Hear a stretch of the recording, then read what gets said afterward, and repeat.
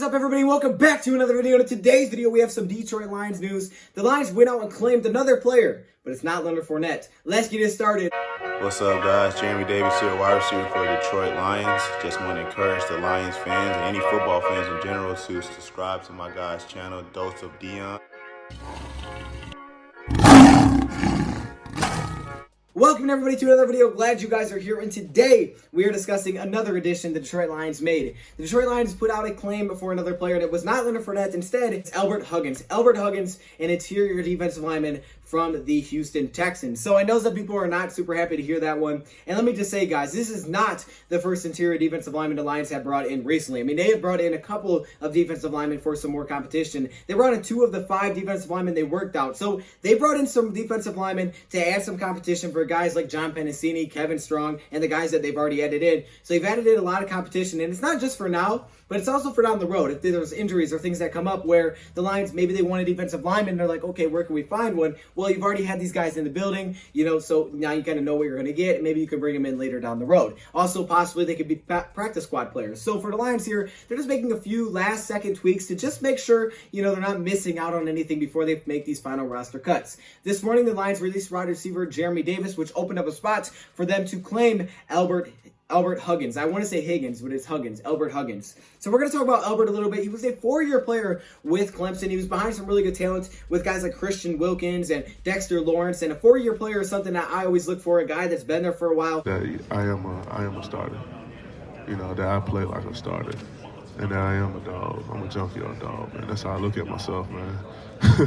A guy that's got an opportunity to grow and learn and improve. And I think that's always important. 4-year players are more of veterans when they come into the league. He was an undrafted free agent just a year ago that went to the Houston Texans, but unfortunately his journey so far through the NFL hasn't been too great. He was with the Houston Texans, but was cut on their final roster cuts of that season. Then he joined the Philadelphia Eagles practice squad. He was brought up to the roster for Philadelphia for a couple of weeks, but then he was waived back in November. Then the Patriots brought him in for 5 days, and now he is with the Detroit Lions for this time being. We'll see if he makes the team or not. Now, 2 things to keep an eye on there. One, he was with Philadelphia for a little bit, and New England. Now, obviously, New England, we know the ties there. That really tells a lot of times that he can fit in the scheme. But 2, the other one there is Philadelphia. We know Corey Unlin was with Philadelphia last season as secondary coach. So while he didn't work with him specifically, he probably does know a little bit about him. So he was a 4-year player. He was a 4-star recruit coming out of high school. He was the number 1 recruit out of South Carolina. He's a 6'3", 305-pound defensive lineman that gives the Lions some versatility on that defensive line. And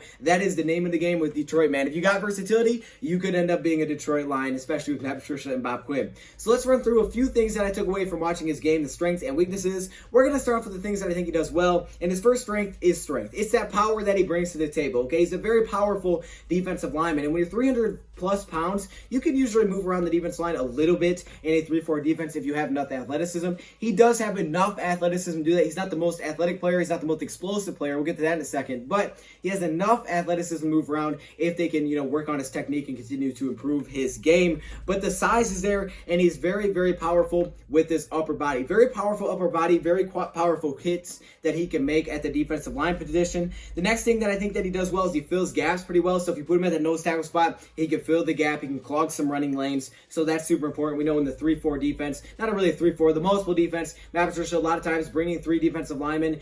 That's very important to have those defensive linemen able to make stops and kind of stuff up the running lanes. So that's something that he brings to the table. He also is always moving. I mean, this guy's motor is consistently on. Very consistent player. You're not going to see a guy that starts off high and then drops off at the end or the other way around. Very consistent throughout the whole game, so you can leave him out there. You can rely upon him to, keep up the same effort and energy. So that's what's great. While he may not be the most dynamic player, he's usually giving you, you kind of know what you're going to expect. You put him out there, you know what you're going to get out of Albert game in and game out. Now, going to his weaknesses, his pass rush. His pass rush is very minimal. It doesn't look like he has a super high ceiling with his pass rush. The technique is definitely not there. His block shedding as a whole, whether it's against the run or the pass, is very, very concerning. That's something to keep an eye on. Also, his explosiveness off the ball isn't very great. He allows his blockers a lot of times to set up, which is not very good. So he's not the most explosive, not super dynamic, has some versatility, however, has some athleticism, and he's a very powerful player. So if you're looking for a guy that could potentially have some depth at that nose tackle position, possibly move out if you have to. to